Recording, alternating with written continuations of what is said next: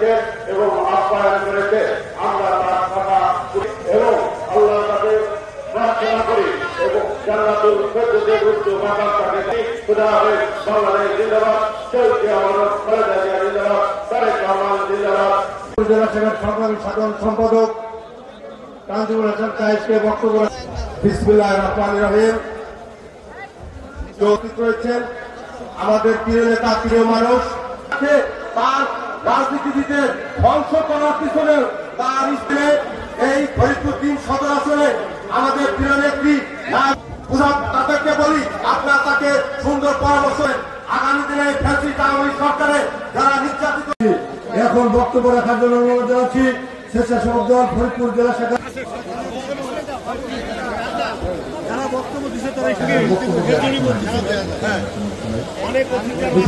করে আয়োজন করা হয়েছে। উপস্থিত আমাদের পাশে থেকেছেন, আমাদেরকে তিনি আশ্রয় দিয়েছেন। আমাদের সাবেক এমপি ছিলেন জনাব চৌধুরী কামাল ইউসুফ সাহেবের বক্তব্য রাখার জন্য অনুরোধ জানাচ্ছি। উপস্থিত এবং এই ফরিদপুরবাসীর আসসালামু আলাইকুম। এত মানুষ জীবন দিল সেই গণতন্ত্রের জন্য, সেই ভোটের অধিকারের জন্য, সেই অধিকার নিয়ে কিন্তু আবার ষড়যন্ত্র চলছে। ষড়যন্ত্র কিন্তু থেমে নাই। একটি বিশেষ গোষ্ঠী নির্বাচনকে পিছিয়ে দেওয়ার জন্য, গণতন্ত্রকে ব্যাহত করবার জন্য, বাংলাদেশের সেনাবাহিনীকে বিতর্কিত করবার জন্য, রাজনৈতিক দলের মধ্যে বিদ্বেষ সৃষ্টি করবার জন্য দেশি এবং বিদেশি ষড়যন্ত্র অব্যাহত রয়েছে। আপনাদেরকে সচেতন থাকতে হবে। প্রয়োজনে আরেকটি বার আমাদের লড়াই করতে হবে।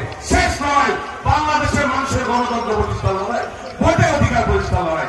ইনশাল্লাহ সেই লড়াইয়ে আপনারা ঐক্যবদ্ধ থাকবেন, বিএনপির পিছনে থাকবেন, একাত্ম থাকবেন, এই প্রত্যাশা রেখে সবাইকে ধন্যবাদ। এটা আমার মায়ের জন্য আয়োজন করা হয়েছে দোয়া মাহফিল।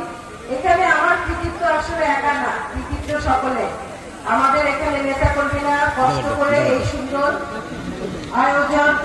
আয়োজন করেছে এই দোয়া মাহফিলের। আপনারা এটা যেন বরকতময় হয় এই দোয়া মাহফিল, সেটাই আমার আশা। আর এতটুকু আমার মায়ের সম্বন্ধে আমি বলতে চাই, আমার পরিবার সম্বন্ধে, যে আজকে আমার রাজনীতিতে আমি যতটুকু আমি করেছি, এগিয়েছি, তা হলো আমার পরিবারের জন্য। কারণ আমি যে রাজনীতি দেখেছি, সে রাজনীতি হলো নীতি আদর্শের রাজনীতি। আমি যে রাজনীতি দেখেছি সেটা হলো মানুষের জন্য কল্যাণের রাজনীতি। এর চেয়ে বেশি রাজনীতি আমি দেখি নাই। অন্যতম মুরব্বিয়ান ফরিদপুরের গণমানুষের নেতা জনাব চৌধুরী কামাল ইউসুফ সাহেবের সহধর্মিনী, তার আত্মার মাগফিরাত কামনা করে দোয়া এবং সরল সহায় তার সহধর্মিনীর জন্য দোয়া মাহফিলে সম্মান। জীবনের যাবতীয় গুনাহ মাফ করেন। ইয়া আরহামার রাহিমিন। ربنا لا تزغ قلوبنا بعد إذ هديتنا أنت الوهاب. ربنا آتنا في الدنيا حسنة وعذاب النار. يا أرحم الراحمين.